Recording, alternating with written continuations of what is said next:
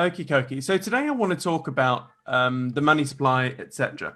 So if you go to Fred, here we go.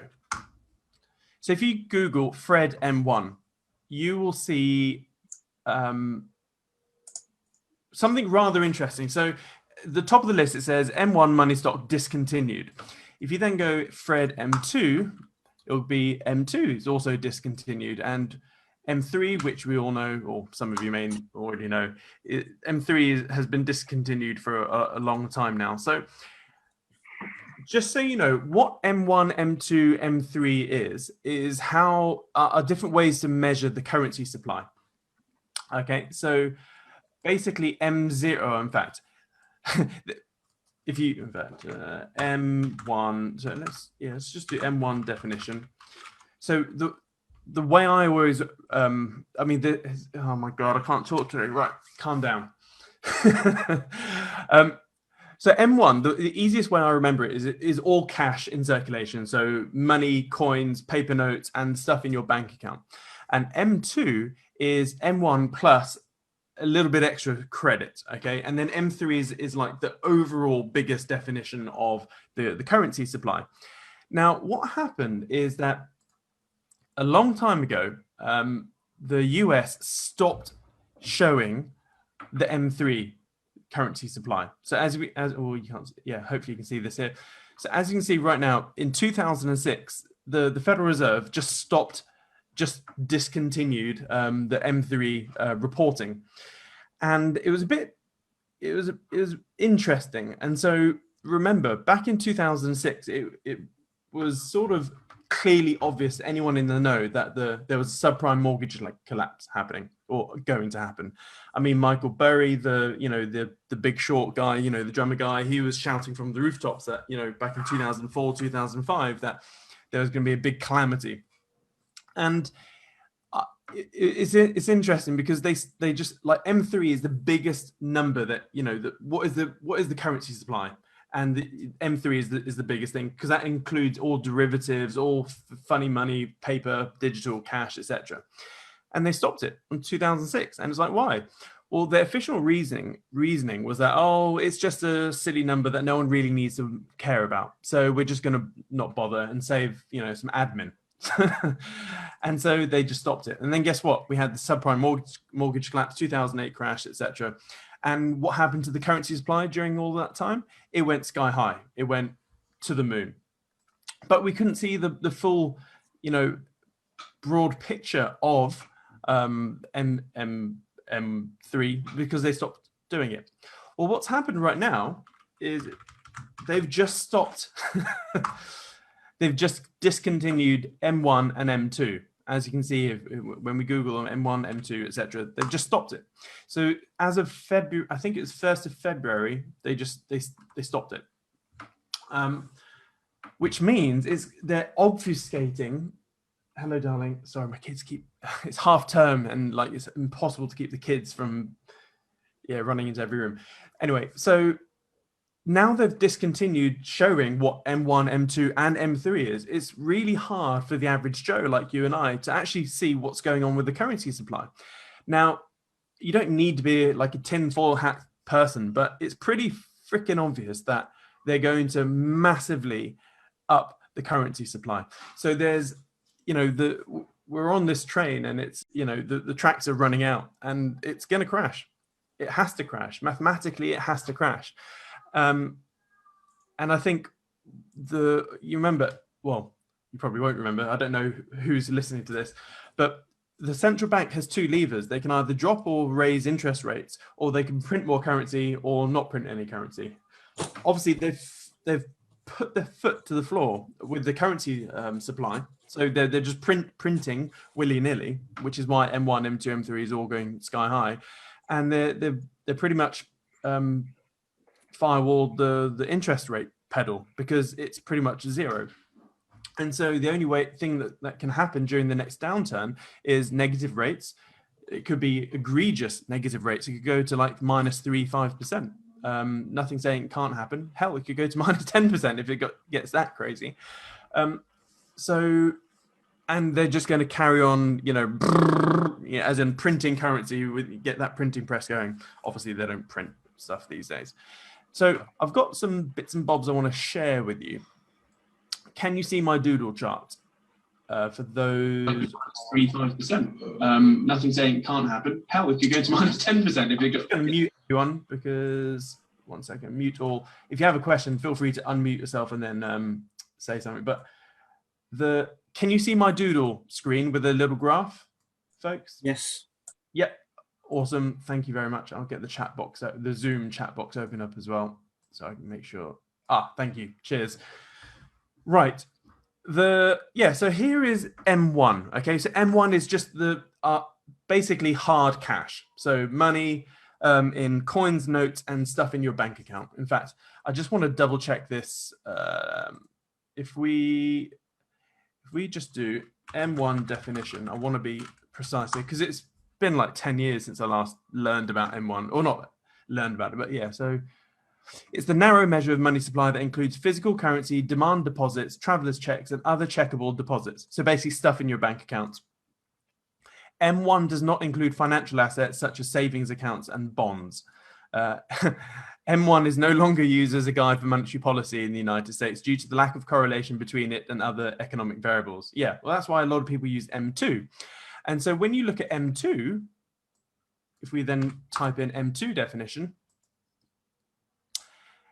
M2 is basically M1 as well as near money. Let's go here. M2 is a measure of the money supply that includes cash, checking, deposits, and easily convertible near money. M2 is a broader measure of M1, which just includes cash and checking deposits. Okay, M2 is closely watched as an indicator of money supply and future inflation, and as a target of central bank monetary policy. Yeah, well, we've stopped. They've discontinued that as well. But let's go back to this little chart here. This is M1, going back from 1975 all the way to, whoopsie daisy. Actually, look at this chart. Yeah, here we go. 1980 to 2012. And I've just put some key metrics here. So at the beginning of the 2008 crash, the currency supply, as in M1, was $1.4 trillion. We then had the meltdown and everyone went, oh, shit. And then from 2008 to 2012, it pretty much doubled, almost doubled. So it went from 1.4 trillion to 2.2 trillion. And at the time, that was huge because, put it this way, that was like, it's taken, 20 freaking years to print effectively 1.4 trillion. And then in the space of 4 years, from 2008 to 2012, they printed almost the same amount. So like a 40% increase. What is that? 0.8 trillion, which is huge, massive. And at the time, I remember back at the time, back then, saying how much they were just massively increasing the currency supply, and it was nuts. Well, then let's fast forward to this chart.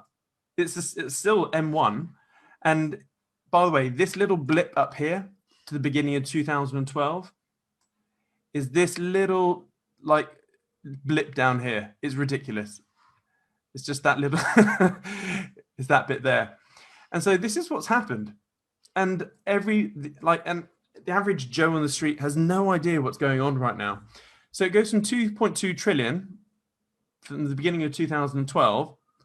And then if you just take it to the beginning of 2020, it's 4 trillion.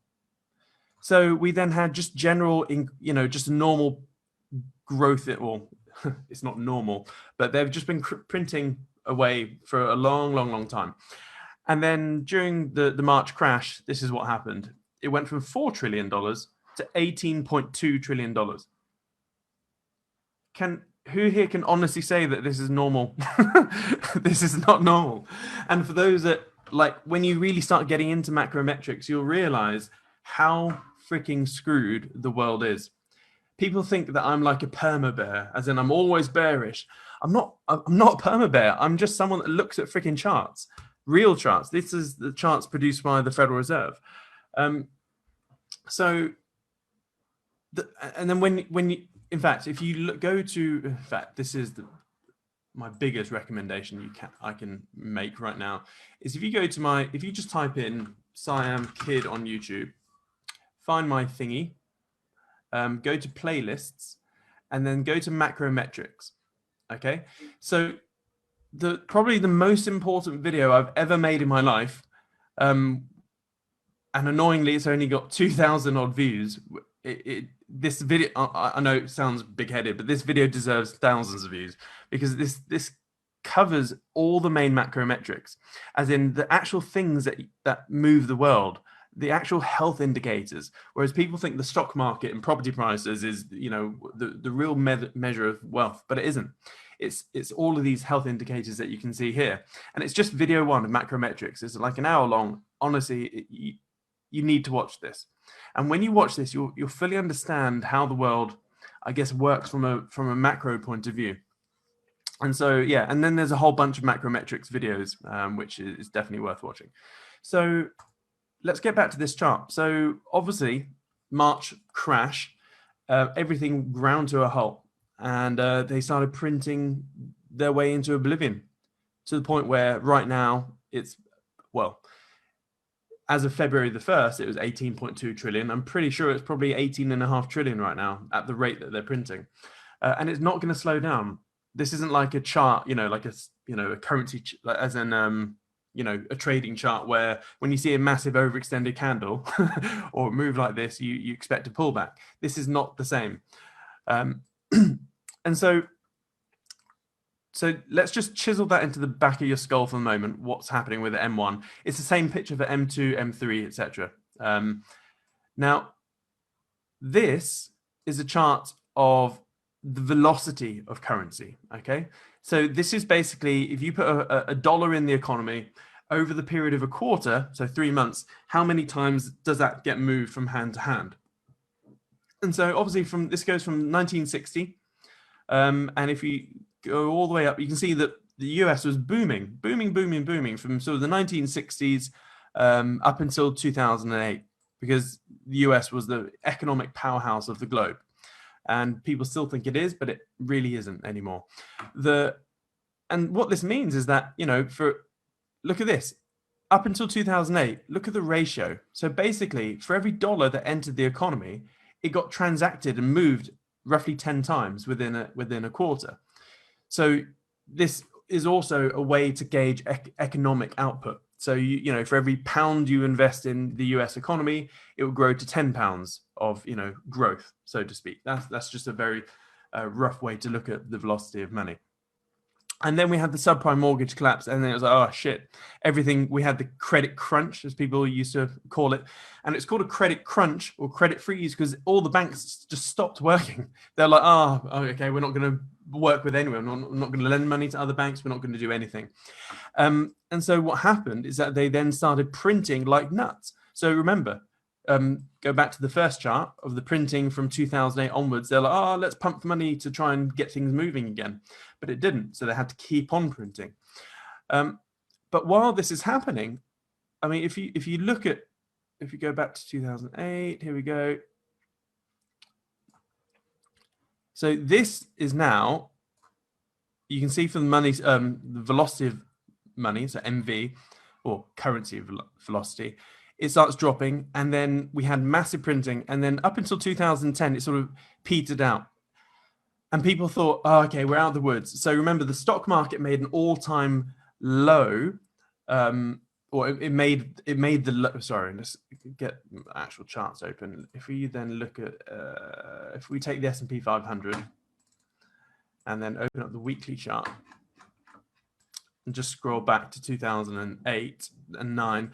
So the stock market made its low in 2009. Okay, so if you look at, so this is the S&P 500, the 500 biggest companies in America, or most traded, I guess.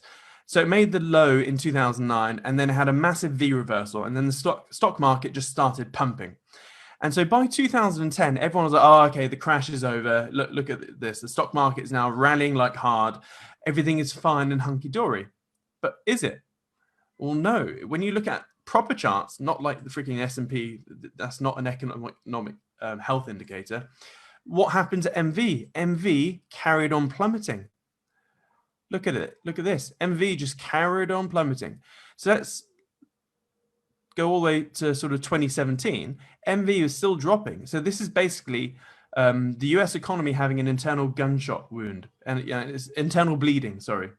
Gunshot wound with internal bleeding. Yet no one realizes it because everyone's so high on freaking morphine and heroin, because the stock market, if you go to 2016 as well, is super high. And everyone's focusing on the S&P 500 when they're not looking at proper charts like MV, and it's dying. This is like the heartbeat of, if there was a chart that represented a country's heartbeat, it would be MV. And guess what happened in 2020? We flatlined. We absolutely flatlined. The whole world just stopped, basically, and it's still pretty much stopped. And so what happened is, look at this. We're touching one. We're almost touching one. And when you get below one, it's game over. There's pretty much nothing you can do to really kickstart the economy once we go below one. And we are literally flirting with it right now.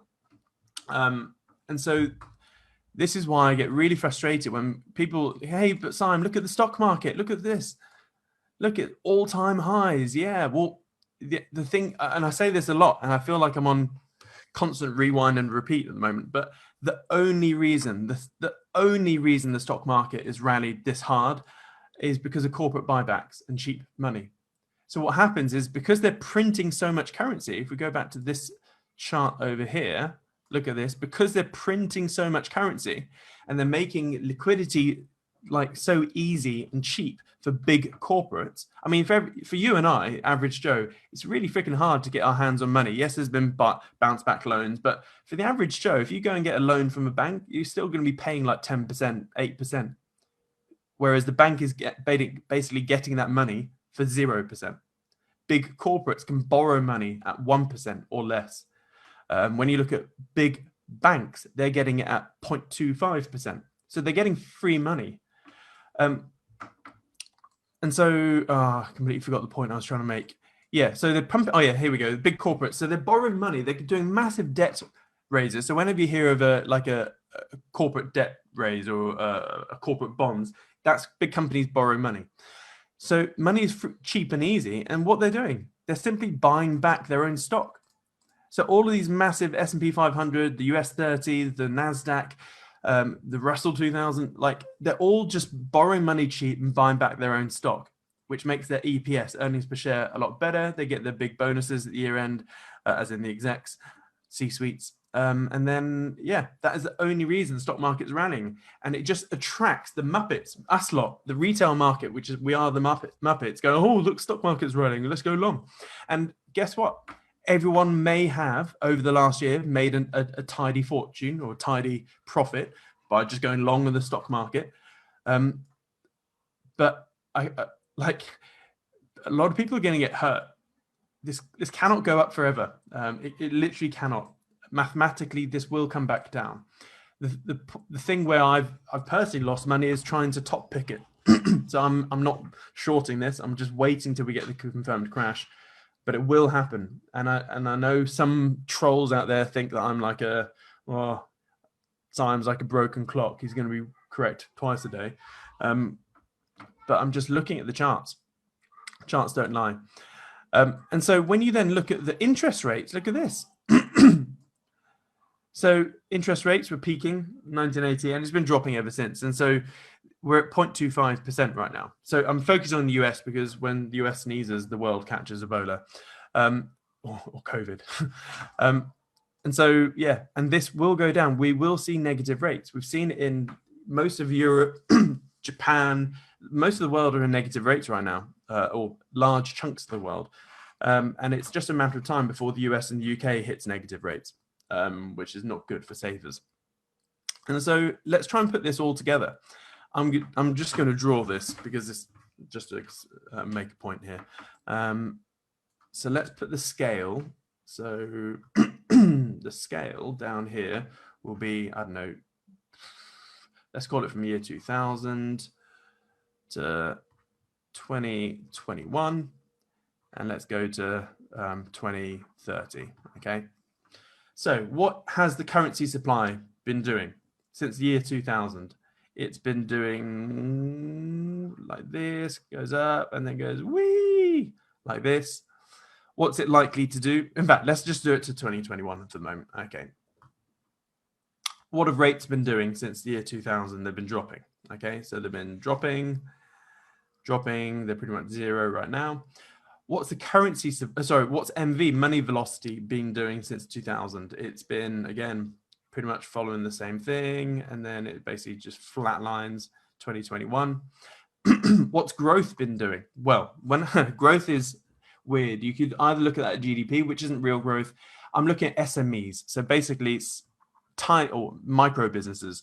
So I guess from the year 2000, it was doing really well. We then had the crash in 2008 and things were doing well until sort of 2020 where everything flatlined. And that's where we are right now. So the reason that, like, can you see that the currency supply and MV are sort of inversely correlated? And so what's going to happen? What's likely to happen is that the currency supply is likely to carry on spiraling up, and it will just go up and up and up. I don't know what rate. It can't go vertically forever, but we could have a sideways movement. But long story short, it's just going to carry on going up because central banks are like prime ministers and presidents. It's like a revolving door. Presidents and prime ministers can only do so much because they're in for 4 years, and then they spend half their time trying to get re-elected for another term. And it's the same with people in charge of banks. Central banks, the head of the Fed, etc. They're like, oh, okay, yeah. During my term, I'm just going to press the print button because that gives me the less headache. I'm going to lower rates and press print because I can then sit on my fat salary. I'll then retire. I'll kick the can down the road and I'll let whoever's next. It's basically past the hot potato, and everyone's like, oh, hot potato, and no one wants to, grab that hot potato and actually do something good with it. So yeah, probably going to continue going up. What's growth going to do? Well, growth, in my opinion, is just going to flatline until we have a proper crash. And then I do think the 2020s are going to be insanely prosperous for the world. There's all sorts of tech revolutions, multiple tech revolutions. And I think once we get this shit show out of the way, things will then start doing well. So I am, I am optimistic. I'm cautiously optimistic. What are interest rates going to do? In my opinion, they're most likely going to go negative, and I think they're going to stay negative for a long, long time. What's MV going to do? So this is interesting. MV is a tough one. So I think it's going to carry on going down until we get something like a UBI, a time-stamped UBI, universal basic income. The only way, so remember, the reason they're printing currency like nuts and dropping interest rates is to try and kickstart MV. Remember, MV is the economic heartbeat, and we're flatlining. So they're trying to get the defibrillators and go clear. And that's what they're doing in currency supply. They're trying to print and lower interest rates, but nothing's working. Nothing is working. And the freaking lockdowns don't help. A lot of people sort of misconstrue what I believe. They think, oh, Siam's a COVID denier. I'm not. COVID exists. I'm just a lockdown hater.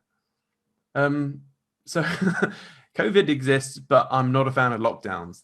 So I don't agree. And I don't, yeah, that's another topic altogether. So what's going to happen? The only way to get MV back up is if you have UBI, where they give every adult, £500 a month or $500 a month, and say, look, you have to spend it within 30 days, or it deletes itself. And if there is a time-stamped or like a time-sensitive UBI, and everyone has to spend it or lose it, then people will spend. And so in that case, so there's a big if here, if there is a time-stamped UBI, then MV will pick up. But growth and everything else won't pick up until MV picks up. So yeah, there's big ifs there.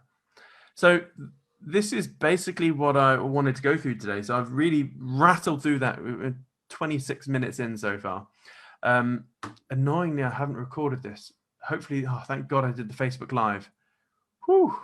So it will be recorded on Facebook Live, but the chat box and stuff won't. So let's have a look at the chat box in Zoom. Are there any questions? So yeah, Diego, waiting for helicopter money. I agree. Alex, there's been growth in the number of SMEs in the US 2020, or do you mean growth as in prosperity of SMEs? Yeah, there may be an enlarged number of SMEs and micro businesses, but how much profit they're making? It's just that the barrier to entry is dropping every year in terms of how easy it is to set up a business. There's I know loads of people that set up a business over the last couple of years. Have they made any profit? No. So yeah, so that's what I mean. Jamie said, would negative rates cause people to look for other places to store their cash/wealth, i.e. crypto and gold? Exactly. Yes, they will. Yeah. That's why I'm very heavy into crypto, because the currency is being flitted away. It's like an ice cube in the Sahara Desert, and I don't want to store my wealth in ice cubes. I want to store my wealth in crypto, which is the opposite of an ice cube. So that's that. I don't know if this is going to kill my internet, but I'm going to try and see if there have been any comments in the Facebook live session. I don't think there have been. No, that's it. Cool. Right, Zoomers. Any last questions before we call this a day? Any last questions? Where is that chat box gone? I really wanted to keep this a short and sweet one. Short and sweet? Yeah. Lee has said, how do you take advantage of negative rates through the next decade, if there is any at all? I'm so sorry, but my answer is the same for most. It's the same answer for most of these questions, actually. Crypto. Literally, that if they're negative rates, you want crypto. If there's massive currency inflation, you want crypto. If there's an economic crash, most likely you want some crypto. Most questions are, the answer is crypto, basically, at the moment. Remember, you like economics 101 or investing 101 is that when you're in a hot environment, and when I say hot, I mean when the currency supply is inflating away, you don't want to store your wealth in that currency supply which is being inflated away. You want to store it in something which isn't being inflated away. So let's give an exaggerated example here. If you go to Argentina or Venezuela over the last couple of years, their respective currencies, like the peso, has just been dropping. Like take Venezuela, they've got hyperinflation or extremely high inflation. I call it, it's pretty much it is hyperinflation. They've got hyperinflation. So I just want to double check I get confused with all the different currencies. So Venezuela, is it peso? Bolivar, that's it, sorry. The Bolivar is in hyperinflation. So like, would you like to store your wealth in the Bolivar whilst, the Venezuelan government are just flittering it away? No, you wouldn't. So if you're in Venezuela, you'd want to harbor your wealth in an asset or a thing which is deflationary in comparison, if that makes sense. Now, obviously, we know the dollar is not deflationary, but the dollar compared to the Venezuelan bolivar is deflationary. And so, or like if you take gold is deflationary in terms of currency supply compared to the US dollar, compared to the bolivar, compared to all these other countries which are in high inflation, or if not hyperinflation. And so right now, going back to your question of, what can we do if we get negative rates and all that stuff? Crypto. Going to crypto right now is like going to the dollar if you're in Venezuela. Except, yeah. And I know I'm a trader and I will be trading it, but the thing is, a lot of people, I think, will get stuck in the whole crypto trading mindset. So they'll always be like, right, I'm going to get into crypto, and then I'm going to try and top pick it, get out of the high, and get back into pounds or dollars, and then they'll try and get in again. And the thing is, those people are going to do well in the short term. Hell, that's what I'm doing in the short term, but they're going to get screwed over in the long term, because what's going to happen is at some point people are, going to start flipping and flopping, and then they'll flop back into the dollar or the pound, and then they'll realize, oh shit, actually I don't want to be in this, and it may be a bit late. So we're moving into a world where you really don't want to get back into the pound or the dollar. So we'll be moving into a world where you have crypto, and if you do go into the dollar or the pound, it will be to buy something. Someone probably isn't accepting crypto, and then but we're moving into a world where everyone will be accepting crypto. You'll be able to, hell, you can buy a Tesla with a Bitcoin right now. You can get a pretty fast Tesla with one Bitcoin. You can get a Model 3 performance with a single Bitcoin right now. Yegor, which crypto do you suggest? The Kryptonian portfolio on my YouTube channel. Again, broken record. Go to Siam Kid on YouTube. Click on my YouTube channel. Go to playlists. Come on, internet playlists. And there is a whole crypto playlist, free crypto basics video course. And then my most recent crypto videos at the bottom. So yeah, and look at this one here, Siam's Kryptonian portfolio, my entire crypto holdings and future plans. Everything's in there. That's all you need to do. And my Kryptonian portfolio since January is up like 250%. It's nice. So yeah, that's it. I think is that it for the question. Sam, do you recommend having stablecoin to keep your beer money in? My beer money is kept in. No, basically. So I mean, you're if you have like a portfolio like you have, would you have one of the stable coins that doesn't move around too much, just to keep your regular kind of money that you want to exit and buy things with? Buy what exactly?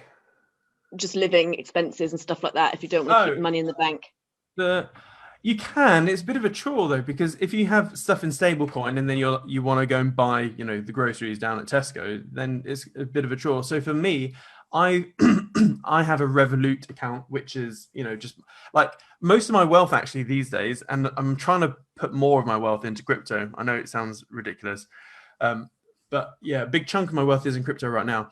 But I still have my rainy day fund, which is in cash, sat in a bank account, which hurts me. I don't like having cash just sat around, but I just do want a rainy day account. And I've got my Revolut, which is like my, everyone's got Revolut, I think, or lots of people. It's just like a little cash account thing. And I've always got like a grand or two in here. And I use that for shopping and buying toys and stuff like that. So the problem is that when you want to convert crypto back into sterling, it takes a few days. So yeah. Right, okay. And yeah, it's good. I've had a few pretty big purchases recently, like stuff breaking and stuff, and so I've needed cash, and luckily I've had cash sat in a bank account. Jamie said, Yegor, are they 100% safe at all? Oh, sorry, I need to look at the other questions. Jamie said, I've seen you can lend your crypto as collateral and take out cash as a loan against it. Yes, you can. Diego said that. Nexo, BlockFi, Celsius, yeah, Aave, you can do that. Jamie's then said, are they 100% safe as well? Nothing's 100% safe. So just be careful, because all it takes is, that platform to crash or whatever. The good thing is with company, lending platforms like Aave is that they have a resilient business model. So you can only borrow what you put down as collateral. So you can normally borrow 50 to 80% of your collateral, but they'll have margin calls. So even if shit hits the fan, that platform itself isn't exposed, because if they have to liquidate your loan, they use your own collateral. We'll see. It's still very early days. It really is very early days. Remember, crypto is like the internet back in the year 2000. So yeah. Right. I will see you all soon. I didn't do half an hour exactly. It's been 36 minutes. Sorry, folks. But I will see you all soon. And for my traders, I've got trading pub as normal today at 2 o'clock. So I'll be texting that in the groups for my traders. Cool. See you later. Toodles. Bye, everyone.